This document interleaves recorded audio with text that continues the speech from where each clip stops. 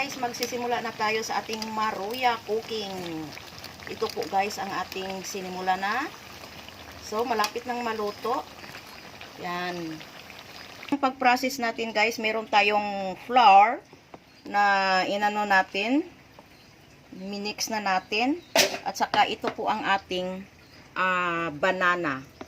So, let's start cooking guys.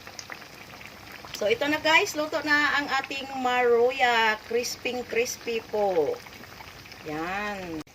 Yan ang ating maruya. Maruya kayo dyan. Luto na ang masarap nating maruya. Crispy, bagong luto po. Hello guys. Nag-deliver ako ngayon dito sa City Hall, sa Escalante City. Yan, nag-deliver ako ng mga maruya ko. Kaya andito ako ngayon. So, uwi na ako. Doon ako galing sa taas sa office ni Ma'am Virgie Abong. Yan. Ito, deliver ko. Nang libot ko. Nag-order ka Ma'am Virgie Abong. Oh. Yan.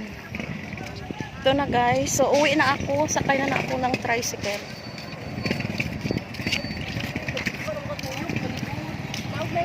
Pwede ko kasakay ga? Asa mo na ko sakay? Sige. So, pauwi na ako guys. Ito na ang aking deliver na maruya. Ubos na guys. Mayroon ng lahat. Deliver ko na lang. Wala na, ubos ng maruya ko. Mayroon na lang pansit, konti na tira. Ito na lang pinaubos ko. I-deliver ko naman doon sa mayroon ng mga tag-iya ba. Hello guys. Nauwi na ako guys galing sa aking delivery guys. Ang sarap sa feeling kahit pagod tayo. Basta nakita natin ang ating pinaghirapan.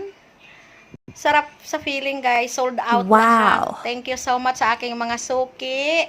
Sa uulitin uli. Maraming salamat sa inyong lahat. Meron pang ang iba, keep the change. Thank you sa inyong lahat sa aking mga suki. Sa susunod naman, magluluto na naman tayo kung ano namang menu ang ating maluluto.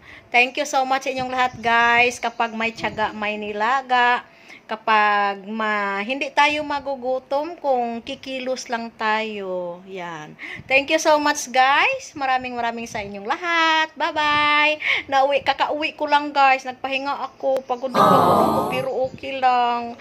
Thank you guys. Kahit